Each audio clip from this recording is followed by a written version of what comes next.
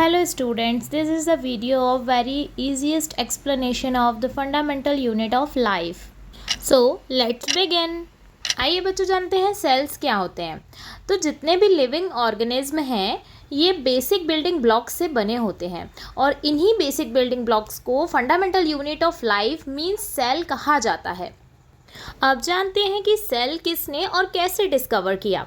तो सेल को 1665 में एक इंग्लिश साइंटिस्ट जिनका नाम रॉबर्ट हुक था उन्होंने डिस्कवर किया था जब वह कॉर्क की थिन स्लाइस को सेल्फ डिज़ाइन माइक्रोस्कोप की मदद से एग्जामिन कर रहे थे। तो उन्होंने नोटिस किया कि कॉर्क कई छोटे छोटे पोर्स से मिलकर बना है। इन्हीं पोर्स को उन्होंने सेल नाम दिया। अब देखते हैं cell as a structural and functional unit of life. Cell किसी ऑर्गेनिज्म की बेसिक स्ट्रक्चर और सिमिलर सेल्स की कलेक्शन बनाती है that perform an organized function from a tissue.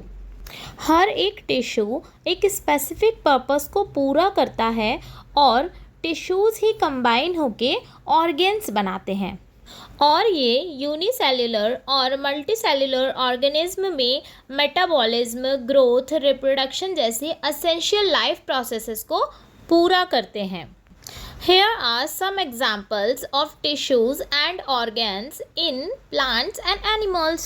चलो बच्चों अब देखते हैं सेल्स कितने टाइप के होते हैं। तो cells are basically divided into the two categories. First is prokaryotic and second is eukaryotic cells. ऐसे सेल्स जिसमें ट्रू न्यूक्लियस एब्सेंट होता है उन्हें प्रोकैरियोटिक सेल्स कहा जाता है क्योंकि इनमें कोई भी मेम्ब्रेन बाउंड ऑर्गेनेल नहीं होता, इसीलिए इन्हें हमेशा यूनिसेल्युलर ऑर्गेनिज्म कहा जाता है। यूनिसेल्युलर ऑर्गेनिज्म हैं जैसे bacteria, blue green algae etcetera. Second है eukaryotic cell. Cells that have a true nucleus are called eukaryotic cells. ऐसे सेल्स जिसमें न्यूक्लियस होता है उन्हें यूकैरियोटिक सेल्स कहा जाता है। ये कंप्लीट सेल्स होते हैं जिनमें न्यूक्लियस, माइटोकॉन्ड्रिया और दूसरे मेम्ब्रेन बाउंड ऑर्गेनेल्स होते हैं। These are always multicellular organism like animals and plants. There is a difference between prokaryotes and eukaryotes in very simple way. Exam में ये क्वेश्चन ज़रूर पूछा जाता है कि डिफरेंस क्या है प्रोकैरियोट्स एंड यूकैरियोट्स में, और दोनों के डायग्राम की प्रैक्टिस करना बहुत ही इम्पॉर्टेंट है। ओके स्टूडेंट्स, ये कुछ पॉइंट्स हैं जिन्हें आप लोग अच्छे से लर्न कर लीजिएगा। Now we are talk about structure of cell. अब चाहे प्रोकैरियोटिक हो या फिर यूकैरियोटिक सेल, किसी भी सेल में कुछ ना कुछ स्ट्रक्चर ज़रूर होता है। सेल बेसिकली 4 कंपोनेंट से मिलकर बनता है। First is cell wall and cell membrane, second is nucleus, third is cytoplasm and fourth is cell organelle.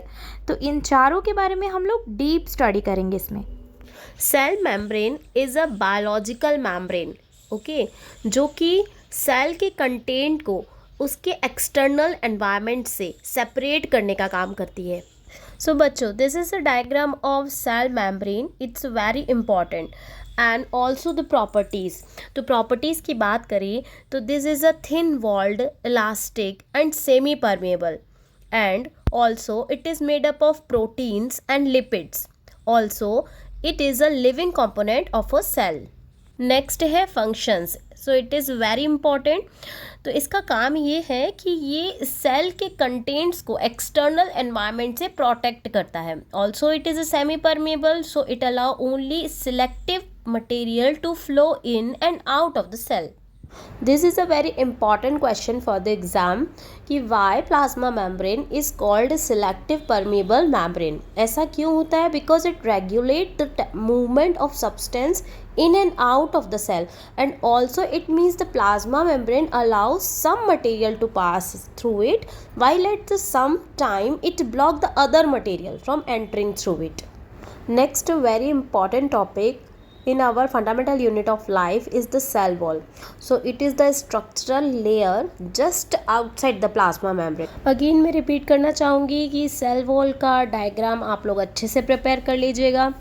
Next है प्रॉपर्टीज। सेल वॉल की प्रॉपर्टीज़ क्या हैं? ये फ्लेक्सिबल होता है, टफ होता है, रिजिड होता है और साथ ही ये नॉन लिविंग है एंड फ्रीली परमिएबल है। और इसकी प्रॉपर्टीज़ और भी है कि ये सेल्यूलोज से बना होता है। फंक्शंस की बात करें तो it protect the cell membrane. Second, it is a majority responsible for maintaining the shape and size of the cell, means ये सेल के शेप और साइज़ को भी मेंटेन करने का काम करता है।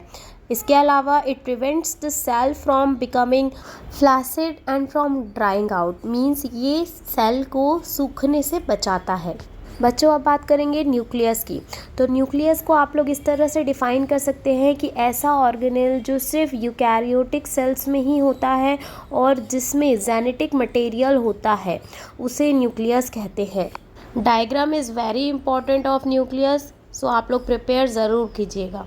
तो बच्चों अगर हम प्रॉपर्टीज़ की बात करें तो न्यूक्लियस एक स्फेरिकल शेप का होता है और ये एनक्लोज्ड होता है न्यूक्लियर मेम्ब्रेन से, जिसे न्यूक्लियर एनवलप भी कहा जाता है। इसमें एक तरह का प्रोटोप्लाज्म होता है जिसे हम न्यूक्लियोप्लाज्म कहते हैं और उसी में न्यूक्लियस सस्पेंडेड होता है। बच्चों मैं आप लोगों को बता दूं कि अगर ये नोट्स आप लोगों ने बहुत अच्छे से पढ़ लिए तो आप लोगों को 10th में भी बहुत यूज़फुल रहेंगे। नेक्स्ट न्यूक्लियस की प्रॉपर्टी की बात करते हैं। तो न्यूक्लियस में क्रोमोसोम्स भी होते हैं जो कि किससे मिलकर बने होते हैं? प्रोटीन और एक स्पेशल मॉलिक्यूल जिसे डीऑक्सीराइबो न्यूक्लिक एसिड कहा जाता है या डीएनए भी कह सकते हैं। और इन्हीं क्रोमोसोम्स में जेनेटिक इन्फॉर्मेशन होते हैं किसी भी ऑर्गेनिज्म के। अगर हम फंक्शंस की बात करें तो ये सेल साइकिल को रेगुलेट करता है। इसके अलावा ये रिस्पॉन्सिबल होता है सेल डिवीज़न के लिए, प्रोटीन सिंथेसाइज के लिए, ग्रोथ्स के लिए भी।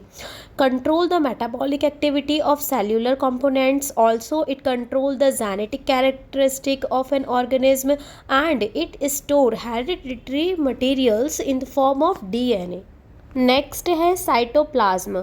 It is a thick jelly like substance that is enclosed by cell membrane और इसके अंदर सारे ऑर्गेनेल्स आते हैं सिवाय न्यूक्लियस के। प्रॉपर्टीज़ की बात करें तो the cytoplasm is mainly made up of salt, proteins and water और ये जो एक्वस लिक्विड है इसे ही साइटोसॉल कहा जाता है। अगर हम स्ट्रक्चर की बात करें तो it consist of all the parts together inside the plasma membrane excluding nucleus. Second is it is a jelly like colourless partly transparent semi liquid structure. Also it contain a mixture of water and soluble inorganic और organic compounds. इसके साथ ही ये हमेशा motion के state में होते हैं। Functions की बात करें तो it is a living part of the cell and all the life function take place in the cytoplasm. जितनी मेटाबॉलिक एक्टिविटी है वो ये इसी में ही होंगी। Also it provide medium for initial step of respiration. इसके साथ साथ अलग अलग ऑर्गेनेल्स अलग अलग फंक्शन को परफॉर्म करते हैं। इस वीडियो में यहीं तक टॉपिक कवर है। इसके आगे के टॉपिक मैंने पार्ट 2 में कवर किए हैं तो आप लोग ज़रूर देखिएगा। Thanks for watching this video.